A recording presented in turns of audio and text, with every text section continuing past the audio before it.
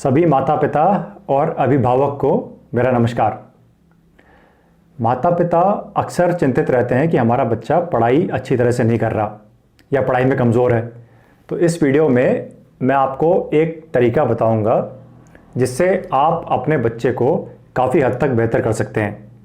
बच्चा इसके लिए हो सकता है तैयार नहीं हो, लेकिन अगर आप इस पे लगे रहेंगे, इस बात को समझकर घर पे करवाएंगे, तो आई एम वेरी श्योर कि आपके बच्चे में काफ़ी सुधार आएगा।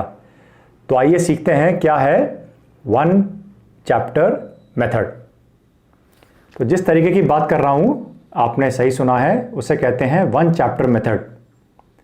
हमें बच्चे को किसी भी विषय के, साइंस के 3 सब्जेक्ट आप ले लीजिए, फिजिक्स, केमिस्ट्री, बायोलॉजी, या सोशल साइंस के 3 सब्जेक्ट, हिस्ट्री, सिविक्स, ज्योग्राफी, इसमें से किसी भी एक सब्जेक्ट के एक चैप्टर में बच्चे को अच्छा बनाना है।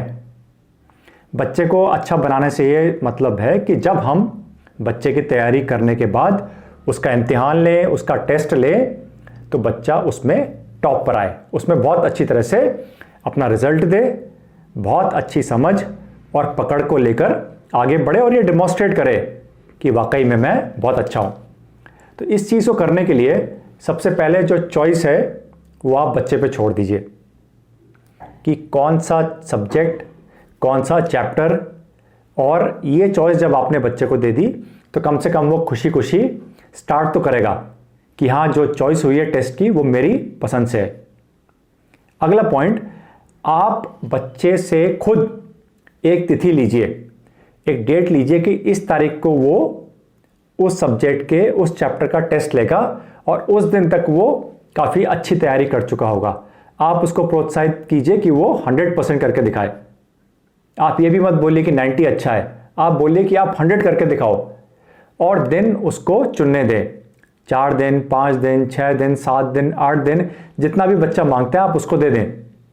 हाँ, वो बोलेगा कि 50 दिन चाहिए तो ये बात रीजनेबल नहीं है, लेकिन फिर भी आप उसकी तिथि पर जाने की कोशिश करें। अब जब ये हो गया तो इसके बाद आपने बच्चे को ये सिखाना है, बताना है कि जब आप पढ़ के तैयारी कर रहे हो, चाहे स्कूल में टीचर ने पढ़ाया है या नहीं पढ़ाया, आप अपने पेज तो गिन सकते हो, 9, 10, 11, 12, 13, कितने भी पेज हो सकते हैं। हम उस चैप्टर की क्वेश्चन वाइज बांट कर सकते हैं कि नहीं कर सकते। मैं इस चैप्टर को 50, 60, 70, 80, 90, 100 क्वेश्चंस में बांट सकता हूं कि नहीं। यहां आपको दिक्कत आएगी कि कई बच्चे हो सकता है करने में आनाकानी करें। वो बोले मैं पढ़ रहा हूं, मैं लिखूंगा नहीं, मैं सवाल नहीं बनाऊंगा। आपने इस समय उनकी बात नहीं सुननी है। आपने उनको कहना है कि मैं टेस्ट तभी लूंगा या लूंगी जब आप अपने सारे पॉसिबल सवाल बना चुके हैं। अगर आपने सवाल ही नहीं बनाए तो सवालों के उत्तर करने वाली तैयारी आप कर ही नहीं पाएंगे। तो इस तरह से अगर आप बच्चों को बोलेंगे तो वो करना शुरू करेंगे।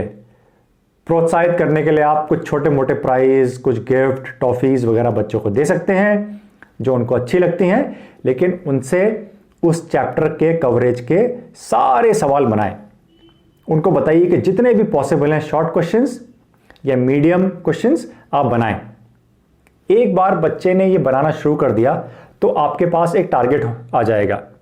मान लीजिए 80 सवाल हैं, तो इस समय ये ज़रूरी नहीं है कि वो 80 बिल्कुल परफेक्ट होने चाहिए। हो सकता है 1-2 सवाल और बन सकते थे जो बच्चे को बनाना चाहिए था लेकिन वो नहीं बना पाया।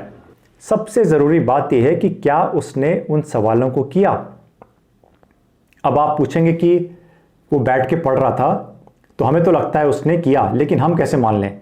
तो आपका सवाल बिल्कुल सही है।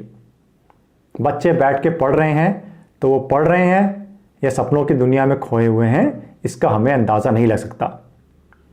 करने का सिर्फ एक ही तरीका है इस बात को पता कि आप बच्चे की नोटबुक देखें, जितने सवाल बने हुए थे उसने आज के 2 घंटे में बैठ के जब पढ़ाई करी तो कितने सवालों को तैयार किया और लिख के कितने प्रिपेयर करे।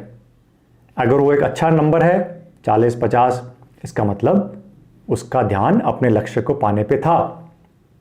अगर नहीं है तो मतलब उसकी पढ़ाई में कमी है, रिजल्ट अच्छा आ ही नहीं सकता। ये बात भी हम बच्चे को सिखा सकते हैं कि आप अपने सवालों की तैयारी जब हो जाए, चाहे कितना भी क्वांटिटी आपने आज के लिए रखा है, उसको एक बार लिख के अभ्यास कर लें। ऐसे करेंगे तो बच्चा प्रेरित होगा करने के लिए। अगर मन नहीं भी कर रहा तो आप फोर्स करिए कि आप करो, हम चाहते हैं आपका अच्छा रिजल्ट आए, हम आपको सपोर्ट कर रहे हैं, ऐसा बोलेंगे तो बच्चे ज़रूर करेंगे।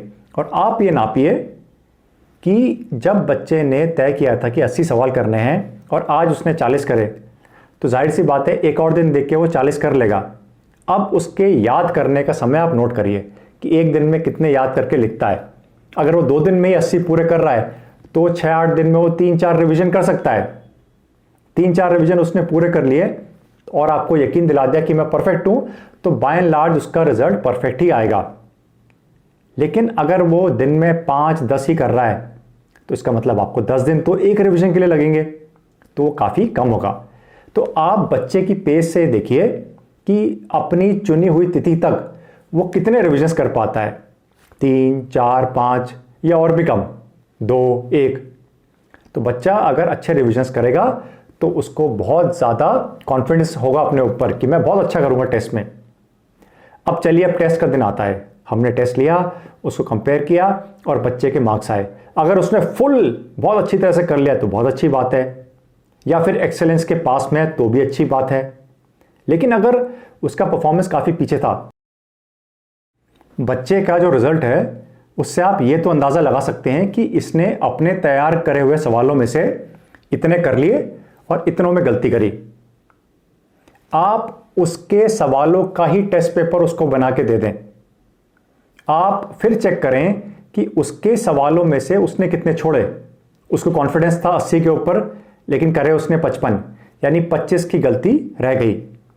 इन 25 के लिए उससे समय मांगे, उससे करवाएं और देखें कि 1-2 दिन बाद क्या वो उन 25 को भी परफेक्टली कर पाता है, और फिर एक बार टेस्ट लें।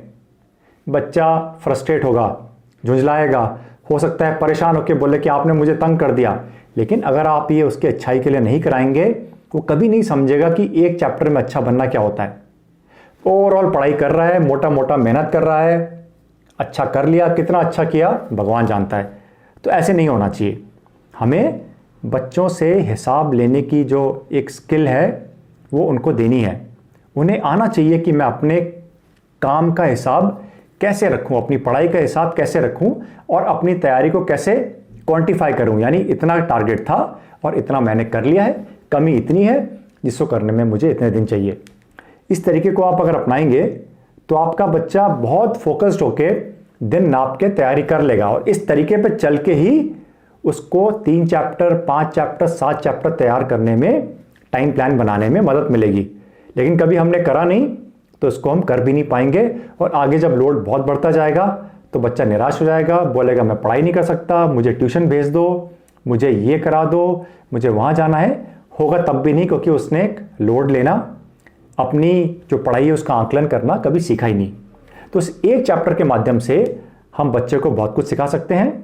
एक बार हमने सिखा दिया तो फिर आप उसको बड़े टारगेट दे सकते हैं, उसमें भी उसने अपने आप को साबित कर दिया तो डेफिनेटली पढ़ाई में बहुत अच्छा करेगा। लेकिन शुरुआत कहाँ से हुई? एक चैप्टर मेथड से।